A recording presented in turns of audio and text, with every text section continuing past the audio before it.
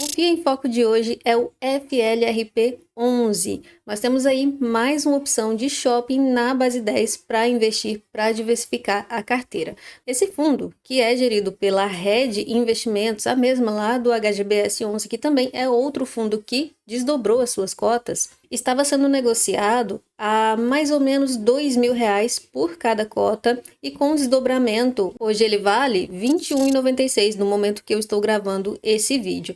Eles fizeram um desdobramento de cotas numa proporção de 1 para 100, ou seja, quem tinha uma cota recebeu mais 99 e passou a ter 100 cotas. Esse fundo imobiliário teve início lá em 2009, então ele tem um excelente histórico de negociação. Mas ele é um fundo de gestão passiva, tá? Então, aquela questão de venda, de compra o tempo todo, muita movimentação, taxa de performance, nesse fundo isso não existe, tá? É um fundo que você vai comprar e vai esquecer dele na carteira, a não ser que ele resolva se tornar um fundo de gestão ativa aí mais para frente. A taxa de administração que eles cobram é 0,60% ao ano sobre o valor de mercado do fundo. Ou seja, que se a cota começar a cair no mercado secundário, o valor da taxa de administração também vai diminuir. Atualmente, ele conta com 799 cotistas. Essa é a parte ruim, porque o número de cotistas está diretamente ligado à liquidez média diária, que nesse fundo atualmente é de R$ 6.400. É muito baixa. A liquidez é extremamente necessária para a gente que quer investir em fundos imobiliários. Você tem que ter a certeza de que se você precisar vender, você vai entrar e sair a hora que você quiser. Então, para mim, esse é um ponto de atenção nesse fundo imobiliário. Tá, mas vamos ver sobre o portfólio do fundo, que é o que importa. Enquanto isso, você aproveita para curtir esse vídeo, para se inscrever aqui no canal. Eu sempre trago várias notícias sobre fundos imobiliários e você me ajuda bastante se inscrevendo e curtindo, e também deixa o seu comentário se você já conhecia esse fundo, se você gosta de fundos imobiliários que estão desdobrando as suas cotas, o que você pensa sobre isso. Mas voltando aqui, esse fundo investe no Floripa Shopping. Nossa, Emily, é um monoativo, não posso investir, impossível. 2 pontos aqui, tá? Primeiro, como se investe em um fundo imobiliário monoativo? Se você já tem, por exemplo, 2, 3 ou mais fundos imobiliários do setor, por exemplo, um fundo de shopping, você já tem um fundo que tem mais de 20 shoppings no portfólio, você já tem um shopping que é o administrador de todos os shoppings, o sócio majoritário, você tem um shopping que investe somente em shoppings de um determinado lugar, de uma determinada administradora. Então você já tem na sua carteira uma boa diversificação. E aí você acha a tese do fundo interessante, você fala, não, combina comigo, combina com a minha carteira, quero me expor a esse fundo imobiliário. Aí você compra uma parte do seu patrimônio de cotas desse fundo imobiliário. Então quando você vê um monoativo, não precisa sair correndo, fugir para as montanhas. Não é isso. A maneira correta de se investir em um monoativo é essa, diversificar com outros fundos. Segundo ponto, o shopping, ele por natureza já é diversificado, porque ainda que seja um empreendimento, um shopping, quando se trata de inadimplência, ela não vai ser tão impactante no rendimento quanto, por exemplo, um galpão logístico mono-inquilino. Ou quanto uma sala comercial que tem apenas um inquilino ali. O shopping tem shopping de 100 lojas, tem shopping de 150, 200 lojas, depende muito do tamanho do shopping, claro. É claro que tendo apenas um shopping ali em um determinado lugar, tem alguns riscos que você simplesmente não pode controlar. Pode ter uma enchente, pode ter um acidente, pode cair alguma coisa em cima do shopping, sabe? Esse tipo de risco, esse tipo de acidente não tem como prever, né? Então não dá para você se proteger disso. Mas em relação a risco de inadimplência, você consegue sim se proteger. Eles trazem para a gente aqui o resultado de março. As vendas foram de 71,8 milhões de reais esse mês, que representou um crescimento de 106,1% em relação ao mesmo mês do ano anterior. No acumulado do ano, um crescimento de 94,2%. E em relação a dezembro de 2024, foi um aumento de 12,5%. E a gente sabe que dezembro é o melhor mês para todos os shoppings. Por quê? Porque dezembro é Natal, dezembro é Ano Novo, as pessoas se presenteiam. Novembro também tem Black Friday, então são os melhores meses. E eles explicam aqui que essa alta se deu devido ao crescimento do turismo em Florianópolis. Então o pessoal ali da Argentina, do Paraguai, ali pertinho de Santa Catarina, eles visitam muito e nos últimos tempos tem havido um crescimento desse turismo. E as pessoas acabam visitando também o shopping. A vacância desse shopping é de 1,1%, lembrando que ali no sul, de acordo com a Abrace, que é a associação dos shoppings, a vacância está em torno de 5%, então ele está bem abaixo da média. O que é muito bom, né? Outro ponto importante é que esse fundo ele não tem 100% do shopping, tá? Ele tem uma participação de 35,37%. O shopping tem 151 operações, ou seja, 151 lojas que podem ser 151 inquilinos, ou um pouquinho menos. Às vezes pode ter um inquilino que tenha 2 ou 3 lojas, ou 2 lojas, uma lojinha menor, uma maior. Ele foi inaugurado em novembro de 2006, então é um shopping bem consolidado e tem como operadora, né, administradora, a Plena Malls. Confesso que eu não conheço. Aqui as principais lojas, né, do shopping, C&A, Renner, Riachuelo, Centauro, Cinemark. Me lembra muito o meu shopping favorito lá em Goiânia, né, é o Passeio das Águas. Eu gosto muito e tem quase todas essas lojas aqui. Então a gente já vê que não é um shopping público AAA e tudo isso. Não, é um shopping popular, mas com certeza tem um fluxo de gente bem alto. E atualmente eles estão também em reforma, estão ampliando o estacionamento, ou seja, que o fluxo de pessoas está pedindo, tem demanda para um crescimento aí no shopping. Aqui algumas fotos, né, para quem não conhece, pessoalmente, como eu. E aqui algo muito interessante para você, talvez você esteja iniciando e você não sabe, mas o aluguel no shopping, ele é cobrado de forma diferente, inclusive ele é variável. Você tem, por exemplo, um galpão logístico que está alugado para a Amazon. Se a Amazon tiver 1 bilhão de receita ao ano, o locatário daquele imóvel não tem nada a ver com isso. Mas se ela tiver também um resultado até negativo, o locatário também não tem nada a ver com isso.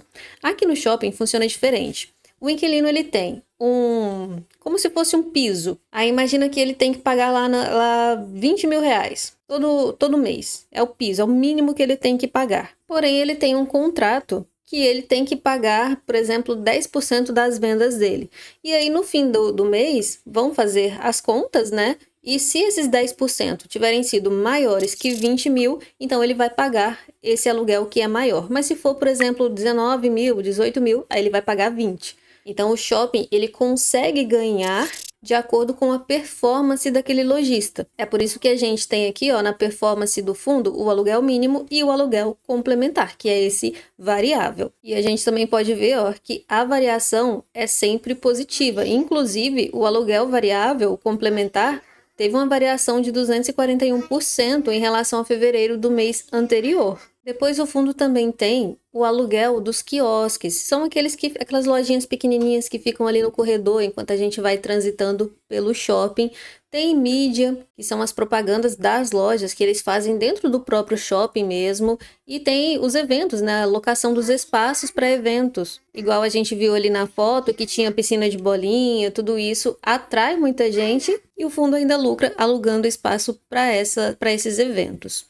E ainda tem algumas outras receitas, pode ser, por exemplo, recebimento de multa. Isso aqui, ó, também é um ponto bem importante. Às vezes a gente fala bastante de vacância física, vacância financeira, e tudo isso é despesa para o fundo, vacância física. Para você ter uma loja vaga ali, você tem que pagar, isso não só em shopping, tá? Em todos os imóveis, de uma forma geral, você tem que pagar o IPTU, você tem que pagar água e luz, porque vai seguir funcionando.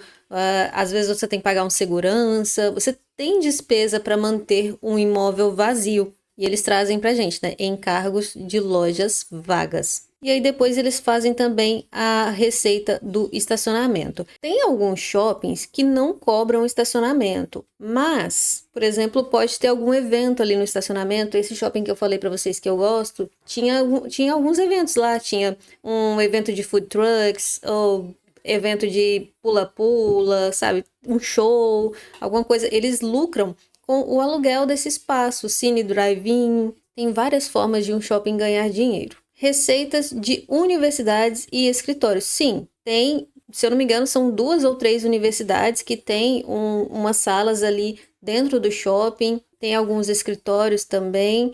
E aí o NOI, que é o resultado líquido, né? O resultado NOI é toda a receita e toda a despesa proveniente do imóvel, somente do imóvel. É o lucro líquido mesmo. E agora falando um pouquinho mais sobre os resultados operacionais, a gente tem aqui as vendas, eu já falei, né? Foi 71,8 milhões, que é uma variação de 106,1% em relação ao mesmo mês do ano anterior, e no acumulado 94,2%.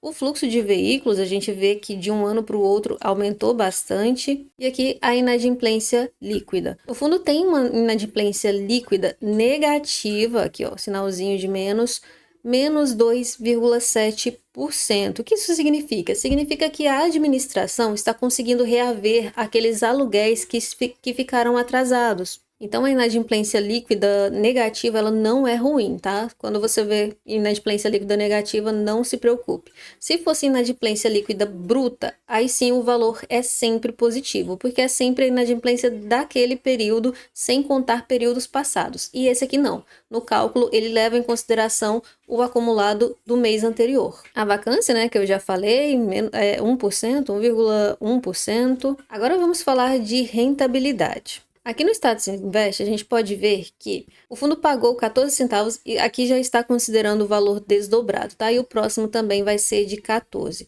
E se a gente dividir isso pelo valor atual da cota, então a gente pega aqui 0,14 dividido por 21,96 e o yield on cost seria mensalmente 0,63%. Mas a gente pode ver também a rentabilidade. Então, no último ano, esse fundo imobiliário bateu a inflação, ele teve uma rentabilidade aí de 6,84%, enquanto o IPCA foi de 5,48% no acumulado do mesmo período. Em 2 anos, o spread, a diferença entre eles é bem maior. O fundo rentabilizou 54,79%, isso considerando valor de cota mais distribuição de dividendos, e a inflação foi de 9,45%.